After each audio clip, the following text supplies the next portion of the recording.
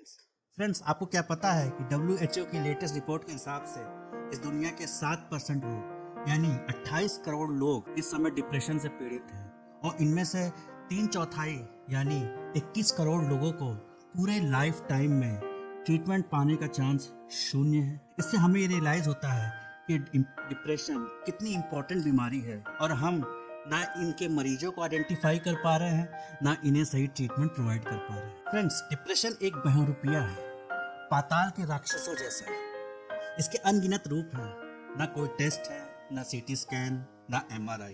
हर depression का patient एक नया सिम्टम लेके आता है और वो भिन्न भिन्न तरीके से प्रेजेंट करता है। वो इतने अनूठे रूप में आपके सामने आएगा कि हम, आप और हम सब बिल्कुल विस्मय से ही भर जाएंगे। फ्रेंड्स, मैं आपका हमसफर डॉक्टर प्रियदर्शी श्रीवास्तव। मैं एक neuro psychiatrist, de addiction specialist and sexologist हूँ और लखनऊ शहर में पिछले 7 से 8 साल से प्रैक्टिस कर रहा हूँ। मैं अपने channel mental wellness by doctor Priyadarshi द्वारा आप लोगों के बीच मानसिक रोग के प्रति एक जागरूकता फैलाना चाह रहा हूँ, क्योंकि ये बीमारी एक सुरसा के मुंह के भांति बढ़ती ही और विशाल होती जा रही है और हम सबको निगलती जा रही है। इसलिए मैं चाहता हूँ कि हम सब इस बीमारी के बारे में बेहतर तरीके से जानें और इससे लड़ सके। ये मेरे डिप्रेशन सीरीज का तीसरा वीडियो है। जैसा कि पिछला वीडियो आपने देखा था, हमने उसमें डिप्रेशन के महत्वपूर्ण सिम्टम्स के बारे में डिस्कशन किया। इस वीडियो में हम डिप्रेशन के अलग अलग टाइप्स के बारे में डिस्कशन करेंगे, क्योंकि डिप्रेशन अलग अलग लोगों में, अलग लाइफ स्टेज पे, अलग अलग और अनूठे रूप में प्रेजेंट करते हैं। डिप्रेशन टर्म आजकल बहुत कॉमन हो गया है। कोई भी आदमी थोड़ी सी स्ट्रेस में जाता है तो कहता है उसे डिप्रेशन हो गया है, पर मेजर डिप्रेसिव डिसऑर्डर एक स्पेसिफिक कंडीशन है।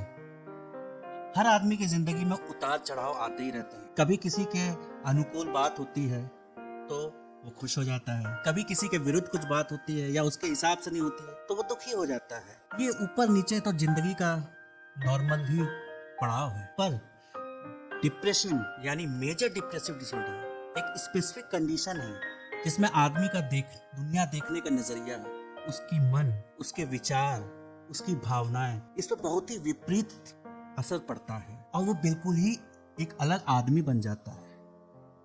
इस बीमारी का इलाज इसलिए आवश्यक है क्योंकि लोगों में इसके प्रति बड़ी स्टिग्मा है। इसको लोग बड़े घृणा से देखते हैं, लोग इसे कैरेक्टर से कनेक्ट कर देते हैं और इसका इलाज कराना नहीं चाहते। लोग हिचकते हैं इस बीमारी के बारे में कहने से। मेजर डिप्रेसिव डिसऑर्डर एक क्रोनिक इलनेस है। ये लाइफ में झोंकों में आती है। मैक्सिमम लोगों में ये इलनेस या तो 18 से 25 साल की उम्र में आती है या बुढ़ापे में 50 से 55 साल में पहली बार एपिसोड आता है डिप्रेशन का। आइए हम लोग रिवाइज कर लेते हैं हमारे पिछले लेक्चर से कि एक एपिसोड जो 14 दिन का होना चाहिए उसके डायग्नोस्टिक क्राइटेरिया क्या है। तो उसके डायग्नोस्टिक क्राइटेरिया है मन की उदासी, आनंदहीनता या आनंद खत्म हो जाना, शरीर में अत्यधिक थकावट होना, धैर्य और एकाग्रता की कमी जिसे हम पुअर अटेंशन और कंसंट्रेशन भी कहते हैं, असहाय या बेबस महसूस करना, नींद की गड़बड़ी या तो नींद ज्यादा आना या कम आना, भूख की गड़बड़ी या तो भूख ज्यादा लगना या भूख कम लगना, और आखिरी लक्षण है मौत या आत्मदाह संबंधित ख्याल आना।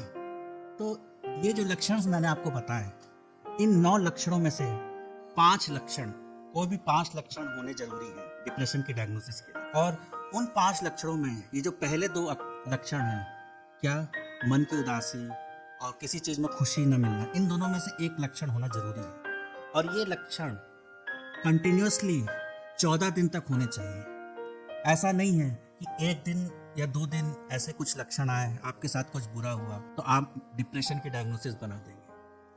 फिर एक और चीज आपको ध्यान रखनी है कि इन लक्षणों से आपकी सोशल, आपकी पर्सनल और आपकी वर्क लाइफ, इस पे बुरा असर पड़ना चाहिए।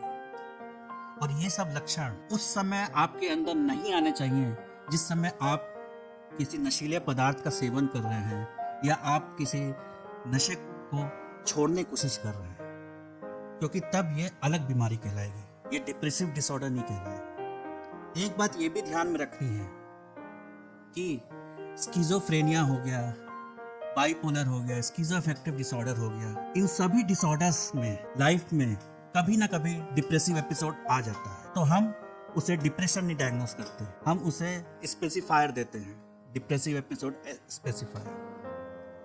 और आखिरी में ये चीज मैं बताना चाह रहा हूँ कि ऐसे बहुत से लोग हैं जिनकी लाइफ पे बहुत ही कैटास्ट्रॉफिक इवेंट आ जाता है, उनके किसी प्रियजन की डेथ हो जाती है, उनके साथ फाइनेंशियल लॉस आ जाता है या प्राकृतिक आपदा आ जाती है, तो वो एक प्रोसेस के थ्रू गुजरते हैं।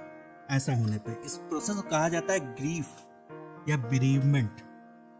तो इस समय आपका डिप्रेस रहना, कुछ खाने का मन न लगना, गुस्सा आना, भूल जाना, नींद ना आना, ये एक लाजमी है। तो ऐसी परिस्थितियों में हम डिप्रेशन की डायग्नोसिस आमतौर पर नहीं करते। मेजर डिप्रेसिव एपिसोड, जिसे हम एक डिप्रेशन का झोंका कह सकते हैं, ये जनरली लाइफ में या तो 18 से 25 साल की उम्र में आता है या ओल्ड एज में आता है। जब भी ऐसा एपिसोड आता है तो वो आमतौर पर 6 से 13 महीने तक चलता है और उसके बाद अपने आप ठीक हो जाता है। अगर आप ऐसे लोगों को दवाएं देंगे तो ये एपिसोड की ड्यूरेशन आप बहुत ही कम कर सकते हैं। पर कुछ बदकिस्मत लोग ऐसे होते हैं जिनको ये झोंका आता है पर वो रिकवर नहीं कर पाते और उनमें थोड़े थोड़े डिप्रेशन के सिम्टम्स लाइफ लॉन्ग बने रहते हैं। ऐसी परिस्थिति में हम इन लोगों को क्रोनिक डिप्रेशन कहते हैं या डिस्थाइमिया की डायग्नोसिस बनाते हैं। और जिन लोगों को झोंके में डिप्रेशन आता है, आया एक बार डिप्रेशन, उदास हुए, ठीक हो गए, उनको लाइफ में फिर से आने का 50% चांस होता है। और जिनको 2 बार डिप्रेशन आया है उनको फिर आने का 90% चांस होता है। इसलिए अगर आपको एक बार भी कोई डिप्रेशन का एपिसोड हुआ है तो आपको अपनी पूरी जिंदगी सचेत रहना चाहिए, क्योंकि ये बहरूपिया कभी भी किसी भी रूप में अनोखे तरीके से वापस आ सकता है। इसलिए आप अगर डिप्रेशन के थ्रू गए हुए हैं तो आपको अपने लाइफस्टाइल में बदलाव लाने चाहिए, अपनी सोच में बदलाव लाना चाहिए, ताकि आप फिर डिप्रेशन में ना जा सके। आइए तो हम लोग डिप्रेशन के एक इम्पॉर्टेंट सब टाइप की ओर चलते हैं। इसे कहते हैं मेलनकोलिक डिप्रेशन। मेलनकोलिक डिप्रेशन का सबसे इम्पॉर्टेंट कैरेक्टर ये है आनंदहीनता। जिसे ये डिप्रेशन होता है उसको आनंद प्राप्त करने की शक्ति उसकी जो बिल्कुल ही क्षीण हो जाती है। उसको किसी भी चीज में आनंद नहीं मिलता। अगर आपको उसके कोई खुशखबरी भी उसे देंगे तो वो खुश नहीं होगा। दूसरा इम्पॉर्टेंट सिम्टम है ऐसे लोगों की नींद सुबह बहुत जल्दी खुल जाती है। आमतौर पे जो आदमी सुबह 8 बजे सो के उठता है, जब उसे मेलनकोलिक डिप्रेशन होता है तो सुबह 6 बजे उठ जाता है और वो वापस बिस्तर पे जाता है तो उसे नींद नहीं आती। तीसरा इसमें इम्पोर्टेंट सिम्टम्स है साइकोमोटर स्लोइंग। आदमी की बॉडी बहुत स्लो, उसकी सोच, उसका व्यवहार, हर चीज बिल्कुल स्लो हो जाता है। इसमें एक इम्पोर्टेंट लक्षण होता है एक्सेसिव गिल्ट। मनुष्य का अंतर्मन एक ग्लानि से भर जाता है। वो एक काल्पनिक कहानी मन में बना लेता है कि उसने जिंदगी में कुछ अच्छा नहीं किया है, उसने खाली पाप किए हैं जिसकी सजा उसे मिलनी चाहिए। इस डिप्रेशन की खास बात यह है कि सुबह के समय पेशेंट का मन बहुत उदास रहता है और जैसे दिन ढलता जाता है पेशेंट का मन अच्छा होता जाता है। इस डिप्रेशन में दवा से बहुत अच्छा रिस्पांस मिलता है और काउंसलिंग से उतना अच्छा रिस्पांस नहीं मिलता, क्योंकि पेशेंट इतना स्लो हो जाता है, उसकी थिंकिंग इतनी स्लो हो जाती है कि वो काउंसलिंग को रिस्पॉन्स ही नहीं देता। अब आते हैं अगले डिप्रेशन के सब टाइप पे। ये है atypical depression. Atypical depression generally young age में होता है और औरतों में ज्यादा कॉमन होता है। मेलनकोलिक डिप्रेशन के विपरीत इस डिप्रेशन में मनुष्य के आनंद अनुभव करने की शक्ति बनी रहती है, पर इसमें कुछ और अलग से लक्षण होते हैं। जैसे मनुष्य को नींद ज्यादा आएगी, मनुष्य को भूख बहुत ज्यादा लगेगी। एटिपिकल डिप्रेशन में औरतें बहुत ज्यादा मीठा खाती हैं, जिससे उनका वजन बहुत बढ़ जाता है।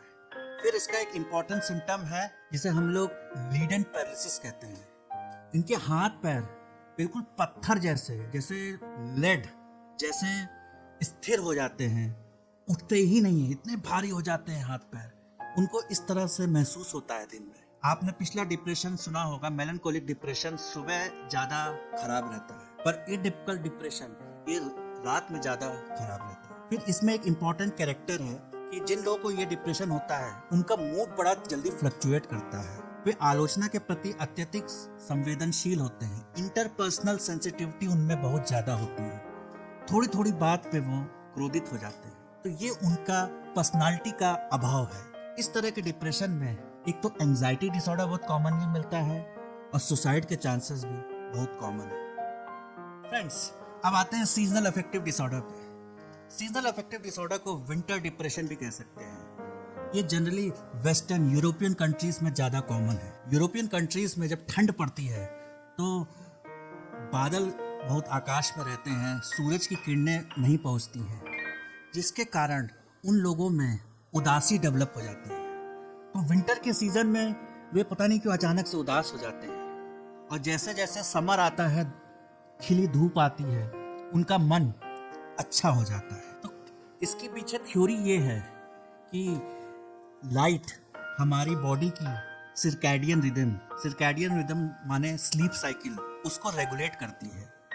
और अगर लाइट में कुछ गड़बड़ी होगी तो ये सिरकैडियन रिदम हमारी बैलेंस से बाहर चली जाती है, और जैसे ही ये बैलेंस खत्म होता है हमारी रिदम का, हमारी बॉडी की रिदम का, तो हमारे hormone such as serotonin, melatonin, जो हैप्पीनेस हार्मोन्स है, वो ऊपर नीचे हो जाती है, जिसके कारण ऐसा डिसऑर्डर डेवलप करता है। तो इस डिसऑर्डर के ट्रीटमेंट के लिए हम लोग क्या करते हैं कि लोगों को सुबह के समय, सुबह 8-9 बजे के समय एक बड़े बल्ब के सामने बैठा देते हैं, और ये बल्ब कोई आम बल्ब नहीं होता। इस बल्ब की इंटेंसिटी होती है 10,000 लक्स ऑफ लाइट। इससे 2 से 3 फीट दूरी पर बनाकर पेशेंट को आधे से 1 घंटा डेली बैठाया जाता है, और इन लोगों का डिप्रेशन ठीक हो जाता है। और लाइट की कमी से डिप्रेशन होने का एक और महत्वपूर्ण कारण ये है कि लाइट कम होती है तो बॉडी में विटामिन डी की कमी हो जाती है, और विटामिन डी की कमी डिप्रेशन का एक इम्पॉर्टेंट रीजन है। फ्रेंड्स, अब हम डिप्रेशन के एक बहुत इम्पॉर्टेंट टाइप की ओर आते हैं। इसे कहते हैं depression with anxious distress. Depression और एंजाइटी का बिल्कुल जय और वीरू के साथ है। 80 to 90% लोगों में डिप्रेशन और एंजाइटी साथ में को एग्जिस्ट करती है। जितना सीवियर पर्सन में एंजाइटी होगा उतना ही सीवियर उसका डिप्रेशन होता है, और उतना ही मुश्किल और जटिल उसका इलाज होता है। इसलिए हम कोई भी पेशेंट डिप्रेशन का देखते हैं तो उसमें एंजाइटी के क्वेश्चंस अवश्य पूछते हैं। उस एंजाइटी क्वेश्चंस में क्या क्या है ये मैं आपको बताता हूँ। एक क्वेश्चन ये है कि क्या आप हर समय नर्वस सा फील करते हैं, या क्या आप हर समय रेस्टलेस सा फील करते हैं? क्या आपको लगता है कि आप कंट्रोल के बाहर जा रहे हैं, या आपको ऐसे ख्याल आते हैं कि आपके साथ कुछ बुरा होने जा रहा है, भविष्य अच्छा नहीं होगा? तो ये सब कोर एंजाइटी के सिम्टम्स हैं, और जिन लोगों में ये सिम्टम्स पाए जाते हैं उन लोगों में सुसाइड के चांसेस ज़्यादा होते हैं। अब आते हैं डिप्रेशन के सबसे सीवियर वैरायटी, जिसे हम लोग कहते हैं साइकोटिक डिप्रेशन। साइकोसिस means loss of touch with reality. तो साइकोटिक डिप्रेशन तब हो जाता है पेशेंट को जब वो अपनी रियलिटी से परे हो जाता है, उसका रियलिटी से कनेक्शन हट जाता है। इसमें पेशेंटों को डेल्यूजन्स और हेलुसिनेशंस जैसी चीजें होने लगती हैं। आइए बताते हैं आपको डेल्यूशन क्या होता है। डेल्यूशन एक मन का भ्रम है। इसमें पेशेंट के मन में एक अचानक से एक विचार आ जाता है। उस विचार का ना कोई ठोस सबूत है, ना कोई उसकी वजह है, ना कुछ है। एकाएक ये विचार उसके मन में आ जाता है, और उसको जितने भी सबूत दो, प्रमाण दो कि ये विचार गलत है, इन विचारों का कोई बेस नहीं है, वो इन विचारों पे अटका रहता है और इन्हें सही मानता है। और ये विचार उलझन और गलत विचार होते हैं, जिसके कारण पेशेंट ना खुद बल्कि अपने आसपास के लोगों को भी परेशान कर रखता है। अगला बताते हैं hallucination. Hallucination is an experience. ये हमारे सेंसेस का एक्सपीरियंस है। तो ये एक फॉल्स एक्सपीरियंस है। जैसे साउंड एक हमारा सेंसेशन है, तो हेलुसिनेशन में क्या होगा कि हमें कान में आवाजें आने शुरू हो जाएंगी, बल्कि असल में कोई बोल नहीं रहा है, पर हमें महसूस होने लगेगा, हमारे सेंसेशन ऐसे डिफेक्टिव हो जाएंगे कि हमें कान में आवाज आने लगी, या हमारी इंद्रियों को ऐसा भ्रम होने लगेगा कि हमें सामने कुछ जा रहा है, या हमारा टेस्ट सेंसेशन खराब हो जाएगा, हमें कुछ अजीब सी स्मेल या अजीब सा स्वाद जीभ में आने लगेगा जो ओरिजिनली में होता नहीं है। पर ये एक भ्रम पैदा हो जाता है हमारे सेंसेशन से। डिप्रेशन में कई तरह के डेल्यूजन्स यानी भ्रम बन जाते हैं आदमी के दिमाग में। इसमें प्रकार हैं। पहला है डेल्यूजन ऑफ गिल्ट यानी अपराध बोध। पेशेंट को ऐसा लगता है कि उसने कोई बहुत बड़ा पाप किया है, उसने किसी के साथ अच्छा व्यवहार नहीं किया है, वो सजा का हकदार है। पता नहीं क्यों ऐसे ख्याल आदमी के दिमाग में अनचक्के से चले जाते हैं। फिर सोमैटिक डेल्यूजन, इसमें पेशेंट को लगता है कि उसको कोई बहुत सीरियस बीमारी हो गई है, कैंसर जैसी, और वो बच नहीं पाएगा, बिल्कुल निराशावादी हो जाता है। अगला डेल्यूजन होता है डेल्यूजन ऑफ इम्पावरिशमेंट यानी पॉवर्टी। आदमी को लगता है कि वो बहुत गरीब हो गया है, आर्थिक रूप से बहुत कमजोर हो गया है, उसको थोड़ी सी भी आर्थिक हानि होती है तो वो बहुत ही एक्स्ट्रा ओवर रिएक्ट करता है।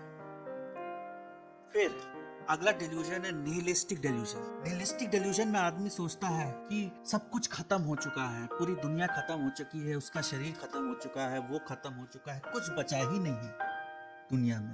ऐसे दुनिया में जीने क्या फायदा। फिर delusion of persecution. Delusion of persecution आमतौर पर साइकोसिस में पाया जाता है।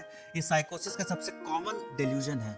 तो डेल्यूजन ऑफ परसिक्यूशन में बेसिकली आदमी को महसूस होता है कि आसपास के लोग या सरकार उसके खिलाफ साजिश कर रही है, उसको नुकसान पहुंचाना चाह रही है, उसके पीछे पड़ी हुई है। उसको ऐसा लगता है कि उसके आसपास जो भी हो रहा है उससे उसका कोई रिश्ता है, कोई नाता है, और इसलिए वो हमेशा डरा हुआ रहता है। डिप्रेशन में कभी कभी हेलुसिनेशंस यानी कानों में आवाजें आने लगती हैं। आदमी को कान में आवाज कहती है मर जाओ मर जाओ।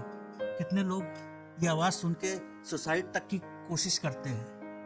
या आवाज कहती है तुम खराब आदमी हो, तुम बुरे आदमी हो। तो इस तरह की अस्वाभाविक आवाजें आने लगती है और आदमी का जीना दूभर कर देती है। कई लोगों को डिप्रेशन में अजीब सी दुर्गंध आती है, लगता है कोई स्मेल बड़ी खराब सी आ रही है। कुछ लोग का सेंस ऑफ स्मेल ही चला जाता है, खाने में स्वाद नहीं आता, टेस्ट चला जाता है। किसी को लगता है कि उनके शरीर पे कीड़े रेंग रहे हैं। बहुत ही अजीब अजीब चीजें हो सकती हैं साइकोटिक डिप्रेशन।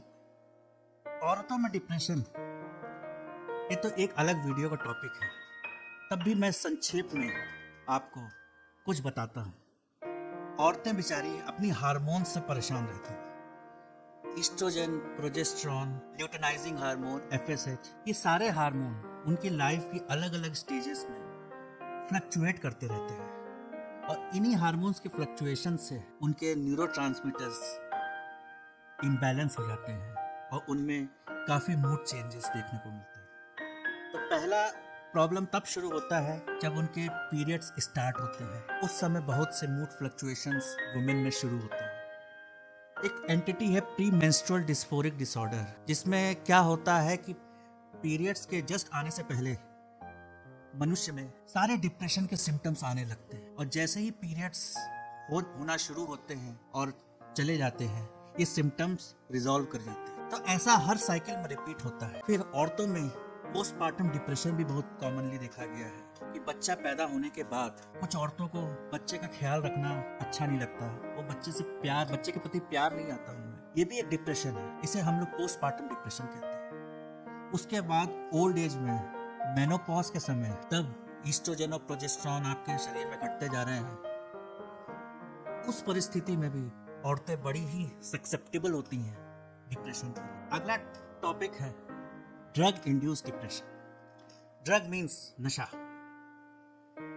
नशा और डिप्रेशन को हम अलग नहीं कर सकते। मेरी इतने साल की प्रैक्टिस पे मैंने देखा है कि 99% लोग जो नशा करते हैं उनके अंदर डिप्रेशन, एंजाइटी या पर्सनालिटी डिसऑर्डर, इन तीनों में से या तो कोई भी एक चीज या इन तीनों का कॉम्बिनेशन अवश्य रहता है। तो इस एंजाइटी को, इस उदासी को कम करने के लिए ये लोग नशे का सहारा लेते हैं। नशा शॉर्ट टर्म में रिलीफ देता है। किसी को भी एंजाइटी हो और वो अल्कोहल ले ले तो उसे रिलीफ मिलता है। तो नशे के साथ प्रॉब्लम ये है कि धीरे धीरे इसमें टॉलरेंस और डिपेंडेंस डेवलप होने लगती है। टॉलरेंस का मतलब ये है कि पहले जो एक क्वार्टर पीने में जो असर आता था अब वो 3 क्वार्टर पीने पे असर आएगा। तो इससे क्या होता है, नशा की मात्रा बढ़ती जाती है। और डिपेंडेंस का ये मतलब है कि जब आदमी को नशा नहीं मिलता है तो उसके अंदर विड्रॉल सिम्टम्स, उसके अंदर क्रेविंग, नशे को पाने की ललक, ये डेवलप हो जाती है और बिल्कुल डिप्रेशन जैसे ही सिम्टम्स आपको मिले। किसी भी नशा मुक्ति केंद्र में आप जाइए, आप हर व्यक्ति को पाएंगे वो दुखी है, उसे किसी चीज में खुशी नहीं मिल रही, क्योंकि नशा हमारी खुशी को हाईजैक कर लेता है। इतना तेज से हमारा डोपामीन बढ़ाता है, हमारे अंदर इतना तेजी से हैप्पीनेस लाता है कि वो हैप्पीनेस आदमी जिंदगी भर उसके पीछे दौड़ता रहता है और वो अपनी अदर एक्टिविटीज, अपने फैमिली के साथ रहना, अपने वर्क पे जाना, कोई भी अपनी हॉबी करना, वो सब निग्लेक्ट कर देता है और सिर्फ नशे के पीछे ही भागता है। इसलिए हमें हर नशे के व्यक्ति को उसका मानसिक टेस्ट जरूर करना चाहिए और देखना चाहिए कि उसके अंदर कोई मानसिक रोग तो नहीं है, क्योंकि जब तक वो मानसिक रोग ठीक नहीं होगा तब तक नशे का कोई इलाज नहीं।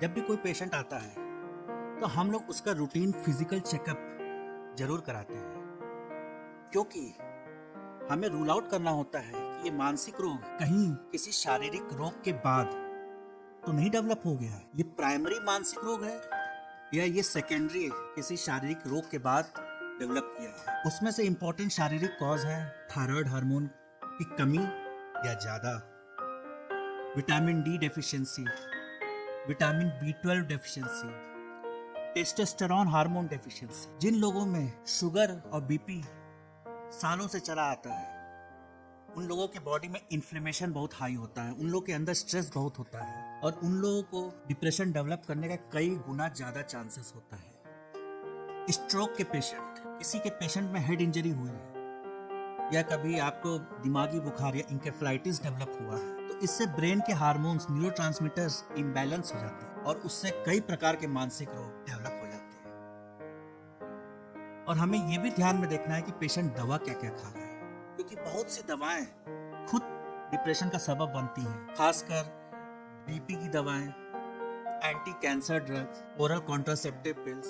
तो हमें ये सारी चीजों का ख्याल रखना है कि ये डिप्रेशन ये पूर्णतः खुद से आया है या पेशेंट के बॉडी में कोई स्ट्रेस रहा है, लॉन्ग टर्म स्ट्रेस, उसे कोई बहुत भयानक बीमारी है जिसके बाद डिप्रेशन डेवलप हुआ है। फ्रेंड्स, आज मुझसे जुड़ने के लिए आप सबका धन्यवाद। आज हमने डिप्रेशन के विभिन्न प्रकार, उनके टाइप्स, उनको किस तरह से ट्रीट किया जाता है, उनसे कैसे लड़ा जाता है, उनकी चुनौतियों के बारे में एक गहन डिस्कशन किया। अगर आपको ये वीडियो यूजफुल लगा हो तो अपने फ्रेंड्स, अपने फैमिली मेंबर्स में जरूर शेयर करें, जिससे वे लोग भी मेंटल इलनेस जो एक स्टिग्मा की चादर में छुपी हुई है कितने सदियों से, उसके बारे में जान सके। अगर आप चाहते हैं कि मैं कोई स्पेशल टॉपिक पे फिर से वीडियो बनाऊं, एक स्पेसिफिक मेंटल इलनेस पे वीडियो बनाऊं, तो आप कमेंट सेक्शन में जरूर लिखें। और सबसे इम्पोर्टेंट ये है कि आपको अगर महसूस हो कि आपके अंदर कोई भी मानसिक रोग जैसा कोई भी चीज उत्पत्ति हो रही है आपके अंदर, तो आप बेझिझक साइकियाट्रिस्ट को दिखाएं, डरे ना, झिझके ना, स्टिग्मा से बाहर आइए। इसी चीज से आप खुद के लिए और समाज के लिए एक आशा की किरण बन सकते हैं। तब तक के लिए